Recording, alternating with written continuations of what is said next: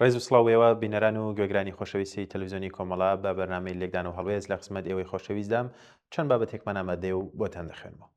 بابەت یەکەمیشمان بەناونیشانی ئاستی هاوسەنگی شەڕی ئەمریکا و ئێران. ئەم بابەتە لەلایەن عوسمانی حاجی مارفەوە ئامادەکراوە. ڕووداوەکانی هێرشی ئەمریکا و ئیسرائیل بۆ سەر ئێران زیاتر شەڕێکی پەردبوو بوو تا ئەوەی شەڕێکی چارەنووساز بن. تەلەڤیڤ هەر لە سەرەتاوە قوماری لەسەر ڕووخانی ڕژێم دەکرد کە بە ئامانجگرتنی سەرکردەکانی دەستی پێکرد. دیارترینیشیان عەلی خامنەئیە. ترەمپ و ناتانیاهۆ بانگەوازی گەلی ئێرانیان کرد کە هەنگاو بنێن و خۆپیشاندان بکەن بۆ ڕووخاندنی کۆمەڵی ئیسلامی، بەڵام واقع چاوەڕوانیەکانی پێچاوە نەکردەوە. سوپای پاسداران کۆمەڵکوژی جەماوەری ناڕازی و خۆپیشاندەرانی کرد. هەروەها تاران سەرڕای ئەوەی کەوتە بەرگورزی لەدانی گەورەی هێزی ئاسمانی، بەڵام توانی خۆڕاگری خۆی نیشان بدات. سەبارەت بە ئەمریکا و ئیسرائیل بڕیاریان وابوو شەڕێکی خێرا و سنووردار و کورتمەودا یان کورتماوە ئەنجام بدەن، بەڵام بە خێرایی پەرەیسەندوو بوو بە ڕوبەڕووبوونەوەیکی هەمەلایەنە و فرەبەرهەی. بەڵێسەی ئەم شەڕە لوبنان و خەلیج و عێراق و کوردستانی گرتەوە. هەڕەشەی تێکدانی ئاسایشی نێودەوڵەتی بە شێوەیەکی بێوێنە دروست کرد. ئیدارەی ئەمریکا سەرەتا گرەوی لەسەر سیناریۆی گۆڕانی خێرای ڕژێم دەکرد، بەڵام دواتر بۆ ئەمریکا و ترەمپ دەرکەوت کە ڕێگای تاران بەو شێوەیە سادەواسان نییە کە لە ژووری ئۆپراسیۆنەکاندا پلانی بۆ داڕژدا بوو. سەرەتا لێدانەکان بۆ بەدەزێنانی سەرکەوتنێکی پێشوەختە بە نەهێشتنی ڕەهبەری و سەرکردەکانی کۆمەری ئیسلامی وەک ئەمریکا دەستنیشانی دەکرد بۆ پەرخستنی سیستەمی فەرماندەی و کۆنتڕۆلکردنی ئێران بوو، بەڵام پێکهاتی دامەزراوی ڕژێمی ئێران توانایەکی خێرای نیشاندا بۆ پوچەڵکردنەوەی ئەو نەخشەیە. ئەو ماوە کورتەی ئەمریکا و ئیسرائیل پێشبینیان دەکرد ئێرانی گۆڕی بۆ شەڕێکە 40 ڕۆژ درێژەی کێشە. هەروەها دیمان لێدانە ئاسمانیەکان بۆ فشاری زیاتر ناوچە مەدەنیەکانیشی کردە ئامانج. استراتیژی ئێران پشتی بە فراوانکردنی شەڕەکە بە شێوەی ئاسۆیی بەست. هێرشەکان لە ڕووی جوگرافیەوە درێژ بوونەوە و 14 وڵاتی دراوسەی کردە ئامانج بە بیانووی بە ئامانجگرتنی بنکە ئەمریکیەکانی بەشداربوو لە هێرشەکەدا. بە هەمە چەشنکردنی سروشتی ئامانجەکان بۆ ئەوەی ژێرخانی گرنگ لەخۆ بگرێت، پانتایی شەڕەکەی بربڵاو کردەوە. بەجیا لەوەی استراتیژی خۆڕاگری پیادە کرد. لە هەمان کاتدا ئەو بەربڵاویە ئەمریکا و ئیسرائیلی خستە بەردەم واقعێکی سەرسامبوونەوە و چۆنیەتی بنبەستبوونیان لە هەوڵی ناچاری بۆ وەستانی شەڕەکە دۆخەکە لە ئامادەی بۆ ڕووخانی کۆمەری ئیسلامی و گۆڕدرا بۆ ئامادەی لەسەر ڕێکەوتن و کۆتایی هێنان بە شەڕەکە. ئیسرائیل هەر لە سەرەتاوە هیچ نهێنیەکی لە ئامانجەکان و هەنگاوە عەمەلیەکانی بۆ شەڕەکە نەشاردەوە. بە باوەڕێکی بێ دوودڵیەوە ئۆپراسیۆنەکانی بەستەوە بە نەهێشتنی هەڕەشەی کۆمەری ئیسلامی و لە ناوبردنی بەرنامەی ئەتۆمی و سیستەمی موشکی بالستیکی و لێدان لە بنکە سەربازیەکان. لە هەمان کاتدا ئیسرائیل لە ناوخۆیدا شایەتی کۆچی دەیان هەزار کەسی بوو. لە هەمان کاتدا خۆی لە بەرامبەر بەرزترین ڕێژی ئاوەرە بوون و بۆ پەناگاکان لە نێوان تۆباران و دزەکردنی بەردەوامی درۆنەکانی ئێرانەوە دیەوە. ئەمە جگەلەوەی کافتانە بەرەوڕووی زیانی ئابووری بە نزیکەی 3 میلیارد دەبووە. کێشەی گۆڕانی هاوسەنگی سەرەکی شەڕەکە لە گەروی هورمزدا سەری هەڵدا کە لە خاڵێکی فشاری لاوەکیەوە گۆڕا بۆ ناوەندی ڕاستەقینەی قەیرانێک لە بەرامبەر ئەمریکا و ئیسرائیلدا. بەجیا لە خۆڕاگری تاران لە بەرامبەر لێدانە چارەنووسازەکانی ئەمریکا و ئیسرائیل لە هەمان کاتدا داخستن و تێکدانی گەروەکەش قەیرانێکی پەشێوی جیهانی وزەی لێکەوتەوە کە ڕۆیشتنی نەوت بۆ ئاستێکی پەرابێزقرا و دابەزی و بەرهەمی ناوچەکەش بە شێوەیەکی بەرچاو کەمی کرد. ئەم واقعە بۆ هۆی ئەوەی ئۆپراسیۆنەکانی ئەمریکا و ئیسرائیل بە چڕی سەرنج بخەنە سەر لە ناوبردنی تواناکانی ڕێگری ئێران و لە ناوبردنی بەشێکی بەرچاو لە بنکەی پیشەسازی بەرگری و شوێنەکانی هەڵدانی موشکەکانی ئێران ڕاگەیەندا. تاران تۆڕە هاوپەیمانیەکانی لە ناوچەکەدا لە چوارچێوەی بەرەیەکی استراتیژی یەکگرتوودا چالاک کرد بۆ بڵاو پێکردنی سەرچاوەکانی نایارەکانی و بەردەوامکردنی دۆخێکی نادڵنیایی درێژخایەن لە ناوچەکەدا. بەڵێ بینەران لێردا ناوبڕێکی کورد وەردەگرم و دەگەڕێم وەلاتان.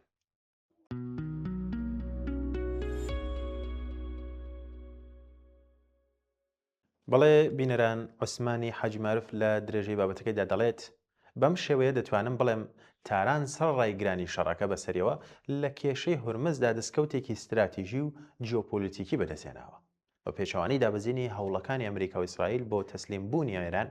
ئەمەش حساباتی ئیسرائیل و دەوڵەتی کەنداوی سەر لێ شێواو کردووە.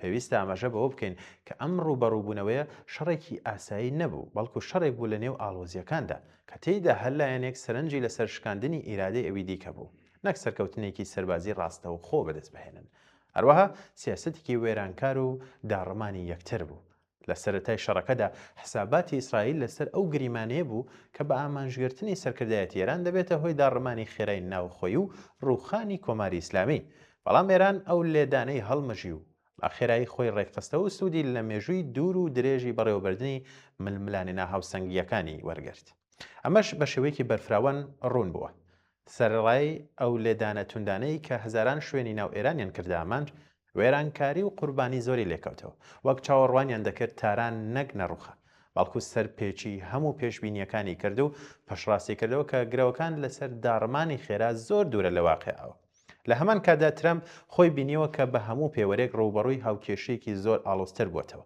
جگەلەوەش هەڵگیرسانەوەی شەڕی ئیسرائیل و حەزبوڵا بەشێک بوو لە هاوسەنگیە ناوچەیە فراوانترە کان کە لۆژیکی بەڕێوەبردننی قەیرانەکانی بەهێزتر کرد لەگەڵ گەیشتن بە دۆخە چەق بەستوەکان و 40 ڕۆژ خایەندنی شەڕەکە لەو ئاڵۆزیەدا بە ناچاری ئەگەربەستێکی 2 هەفتەی ڕاگەیەندرا بەڵام بەخێرایی بە هێرشی توندی ئاسمانی پێشێل کرا هەروەها ڕاستەکەش گۆڕدرا بۆ مێزی دانوستان کە واشنتۆن بە مەرجی توندەوە هاتناوە بە دوای کردنەوەی دەستبەجێی گەروی هورمز و دەستبەسەکردنی ڕێگا بازرگانیەکان داڕشتنی ڕێکەوتنی کینوی ئەتۆمی کە پیتاندنی یۆرانیۆم قەدەغە دەکات لە بەرامبەردا تەران وەها لە دانوستانەکە نزیک بووەوە مەرجەکانی تەسلیمبوونی بەتەواوی ڕەت کردەوە و وەهای نیشاندا و شەڕە پەرتبوونەی کە بەڕێوە براوە پێویستە ئەمریکا ناچار کات پاشەکشە بکات یەکێک لە دەرەنجامە هەرە بەرچاوەکانی ئەم شەڕە نەخشە و سیاسەتی ئێران بوو بە تێوەگلانی دەوڵەتانی کەندا و بۆ ناو شەڕەکە ئەو وڵاتانش کە خاوەنی توانای سەربازی بەرفراوان و هەرزان فڕۆکەی جەنگی بوون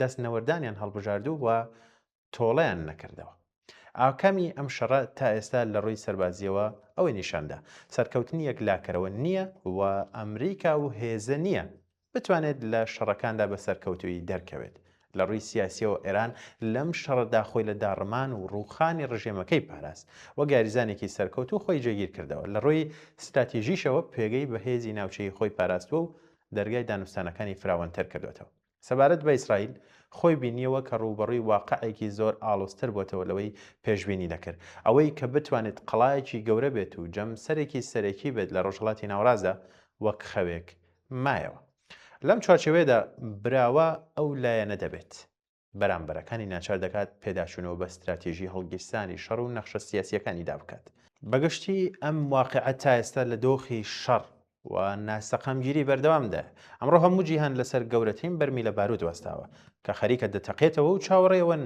کە ڕۆژ و کاتژمێرەکانی داهاتوو چی بە دوای خۆیدا دەهێنێت ئاخۆ وێرانکاریەکانی تر لەگەڵی بەرەو ڕوو دەبینەوە بۆیە وەستانی بێمەرجی ئەم شەڕە گرنگترین خواسی بزوتنەوەی دژی شەڕە وەستان و کۆتایی شەڕ سەرکەوتنێکە بۆ کرێکاران و زەحمەتکێشان بەگشتی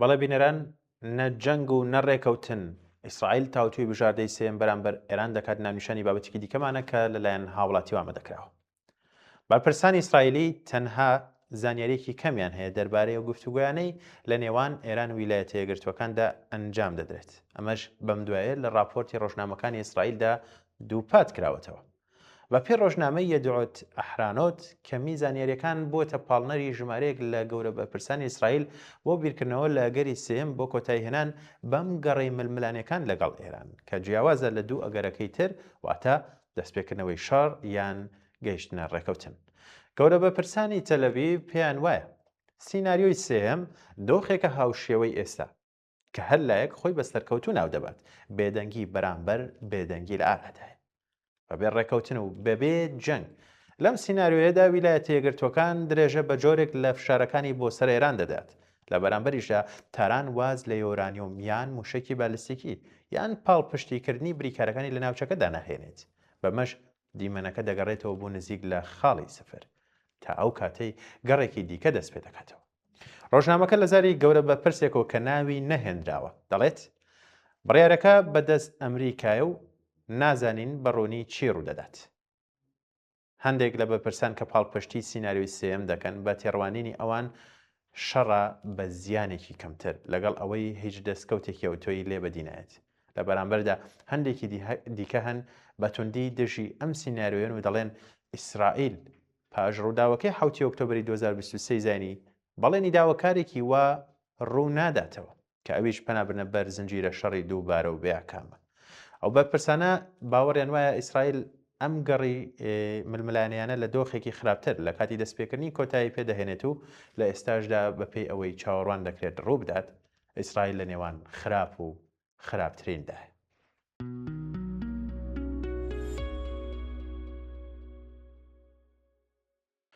بۆ ئەوان ئینتەرنێت تەنها بۆ پەیوەندی نییە، سەرچاوەی نانیشە، ئامادەکردنی هاوڵاتی. لە جیهانی ئەمڕۆدا ئابووری دیجیتاڵی بووەتە کۆڵەکەی سەرەکی زۆرێک لە پیشەکان لەگەڵ ئەوەی ساڵانی ڕابردوو بەدەست بێکاری و هەڵاوستانەوە دایان ناڵاند. ئێستا پچڕانی ئینتەرنێتیشی هاتووەتە سەر. ئەمە چیرۆکی خەڵکی ئێرانە.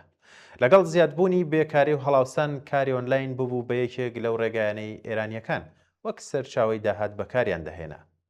لە فرۆشتنی جلوبەرگ و کاری ڕیکلامینەوە بگرە تا فێرکاری ئۆنلاین و خزمەت گوزاریە دیجیتاڵیەکان. هەزاران کەس لە ڕێگەی پلاتفۆرمەکانی وەکوی ئینستاگرام، تەلێگرام و واتسئەپەوە پارەیان پەیدا دەکرد، بەڵام ناسەقامگیریەکانی ئەمساڵ لێیانی تێکدا. دۆخەکە بەرپرسانی حکوومەتی هێناوەتە قسە. ستار هاشمی وەزیری پەیوەندیەکان و تەکنەلۆژیای زانیاری ئێران دەڵێت زیاتر لە 10 ملیۆن کەس لە ئێران بە ڕاپەڕاندنی کاری ڕۆژانەیان پێویستیان بە ئینتەرنێتی جێگیر و بەردەوام هەیە. ئەو کەسانش لە چینی مامناوەند و دەستکورتن، زۆری نەشیان کاری ئۆنلاین تاکە سەرچاوی داهاتیانە. هاشمی دەڵێت ناسەقامگیری لە دەستڕاگەیشتن بە ئینتەرنێت هەڕەشەیەکی جدیە بۆ سەرکار و پیشەی ئەم ژمارە زۆرەی دانیشتوانە و دەکرێت لێککەوتەی قۆڵی کۆمەڵایەتی و ئابووریشی لێ بکەوێتەوە. کێشەکە لە دوای دەستپێکردنی خۆپیشاندانەکان لە مانگی یەکیەم ساڵەوە دەستی پێکرد. ئەو کات ئینتەرنێت تا ڕادەیەک سنووردار کرا، بەڵام تەمەنی سنووردارکردنەکە کورد بووە زۆر نەبوو. دوای هێرشەکانی ئەمریکا و ئیسرائیلیش بۆ سەر وڵاتەکە ئیدی ئینتەرنێت بە تەواوی پچرا. ئێستا بۆ ئەم 10 ملیۆن کەسە کە سەرچاوی داهات و ژیانیان بە کلیکی سەرکەی بۆردەکانەوە بەسراوەتەوە، پچڕانی ئینتەرنێت تەنها بمانەی نەمانی پەیوەندی بە دەرەوە نایەت، بەڵکو نەمانی نانیشە لەسەر سەفرە. ئێستا 10 ملیۆن کەس لە ئێران چاوەڕێ ئینتەرنێتن، نانیان بۆ سەر سفرەکانیان بگەڕێتەوە.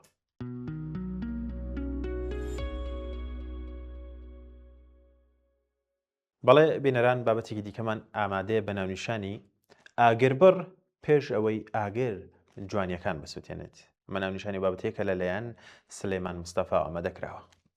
بەم جۆرە دەست پێ دەکات. ئەمساڵ بەهاری کوردستان بەهارێکی بێوێنەیە. جوانیەکەی وەسف ناکرێت مەگەر بەگەڕینەوە بۆ شیعرە بەناوبانگەکەی پیرەمێرد کە دەڵێت ئەمڕۆ دەشت و کێوشینە چەندە مەڵبەندی ئێمە شیرینە. ئەم دیمەنە جوانانە هیوا و ژیان دەبەخشن، بەڵام لە هەمان کاتدا مەترسێکی گەورەشیان لە پشت خۆیاندا هەڵگرتووە، چونکە بە نزیکبوونەوەی ماڵ ئاوایی بەهار و هاتنی وەرزی هاوین ئیتر وەردەوەردەم گیا و دەوەنانە وشک دەبن و دەبن بە پێخۆری هەڵگیرسانی ئاگر. و ئەگەر ئامادەکاری و پلانێکی ڕاست نەبێت ئەو سروشتەی بە باران زیندوو بۆتەوە نەک بە ئاگر دەبێت بە خۆڵەمێش، بەڵکو سروشت وێران دەکات و ژیان تێیدا دەوەستێت و دەمرێت. هەموو ساڵێک لە مانگی گەرمادا شاخ و دارستان و لە وەرگا تووشی سووتان دەبن. باڵندەکان لە هێلانەکانیدا دەمرن، ئاژەڵە کێویەکان لە ناو دووکەڵەکاندا دەخنکێن، دارستانەکان دەسووتێن، خاک لاواز دەبێت، هەوا پیس دەبێت، واش ژیانی مرۆڤیش دەکەوێتە مەترسیەوە. پرسیارە گرنگەکەوەیە ئایا ئێمە هەمان هەڵەی ساڵانی ڕابردوو دووبارە دەکەینەوە یان ئەم جارە پێشکەوتنەوەی کارەسات بەرکی خۆمان هەڵدەستین بۆ پاراستنی ژینگەی کوردستان. پاراستنی ژینگە تەنها ئەرکی دەستەی ژینگە وەزارەتی کوشت و کاڵ نییە بە تەنها، بەڵکو ئەمە پێویستی بە هەڵمەتێکی نیشتیمانی هەیە. پاراستنی ژینگە ئامادەکاری بۆ ڕێگریکردن لە کارەساتی کەوتنەوەی ئاگر ئەرکی هەمومانە، نەک تەنها وەزارەتی کوشت و کاڵ و دەستەی ژینگە. بۆیە دەبێت لە ئێستاوە لایەنە پەیوەندیدارەکان پلان و بەرنامە و بودجەوەک پاکەی جێگا ئامادە بکەن، کاتیەوەشە تیمی خێرا بۆ وەڵامدانەوەی ئاگرکەوتنەوە ئامادە بکرێت. هێڵی پاراستن واتە ئاگربڕ لە دەوری دارستان و دەشت و دۆڵەکان دروست بکرێن و سوود لە درۆن و کامێرای گەرمی و ئامێری نوێ وەربگیرێت. ئەرکی ڕێکخراوەکان و کۆمەڵگەی مەدەنیە هەڵمەتێکی گەورەی هۆشیاری دروست بکەن و دەست پێ بکەن بۆ دروستکردنی ڕایگەشتی و فشار و ڕێنماییکردنی خەڵک بۆ چۆنێتی مامەڵەکردن لەگەڵ مەترسیەکانی کەوتنەوەی ئاگر. ئەرکی هۆکارەکانی ڕاگەیاندن وەکو تەلەڤیزیۆنەکان، ماڵپەڕەکان و هەموو تۆڕەکانی سۆشیال میدیا بەگشتی هەڵمەتێکی گەورەی هۆشیاری دروست بکەن و دەست پێ بکەن بۆ ڕێنماییکردنی خەڵک بۆ چۆنێتی مامەڵەکردن لەگەڵ مەترسیەکانی کەوتنەوەی ئاگر. شاراوە نیە بەشێکی زۆری ئەگەرەکان بە هەڵەی مرۆڤ دروست دەبن.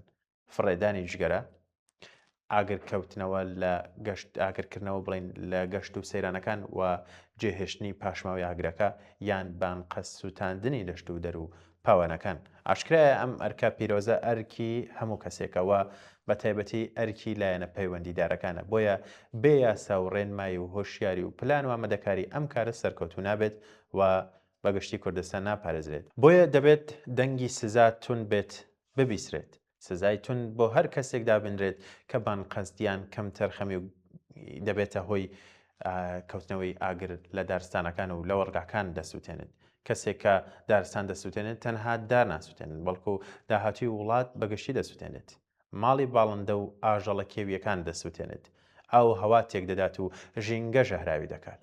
کەواتە دەبێت سزا بدرێت. سزای معنەوی و سزای پێبژاردنە و زیندانیکردن و بڵاوکردنەوەی ناو و وێنەی وەکو کەسێکی خراپکار. با بیرێک لە دابینکردنی پێداویستیەکانی دەستگاکانی ئاگرکەوتنەوە بکەینەوە با لە ئێستاوە خولی هۆشیاری و کەرەستەی خۆپارێزی بۆ دابین بکەین با بە ئەزمموی وڵاتان ئاشنایان بکەین. ئەگەر شاخەکان بسووتێن، ئەگەر دارستانەکان نەمێنن، ئەگەر باڵندەکان بێدەنگ بن، ئێمە بەشێک لە خۆمان لەدەست دەدەین. وڵات بەگشتی وێران دەکەین. با لە هاوینان گەشت نەکەین بۆ دەشت و کێوەکان یان لانیکەم بەکردنەوەی ئاگر بکەین بە تاوان بۆ ئەوەی بە گشتی شاخەکانی کوردستان لاگر بپارێزین. پێویستە وەک وڵاتانی جیهان لە هاوین و پاییزدا کردنەوەی ئاگر لە دەشتەکاندا قەدەغە بکرێن بە هۆشیاری، یاسا، زانست و ویژدان ئاکار خۆشەویستی و جوانی نیشتیمان دەپارێزێت. ئەم ساڵ دەبێت ساڵی هەڵمەت و پلان و هۆشیاری و ئامادەکاری بێت، نەک ساڵی کارەسات. بەڵێ بینەران، ئەمەش بابەتەکانی ئەم جارەی بەرنامەی لێکدان و هەڵوێز بوو. هیوادارم بابەتەکان بەگشتی بەدڵی ئێوەی خۆشەویست بێت. سپاس کە تاوکو کۆتاییان بەرنامەیەش لەگەڵمانە بوون. تاوەکو بەرنامەیەکی تر کات و ساتێکی باش بۆ هەموو لایەکتان.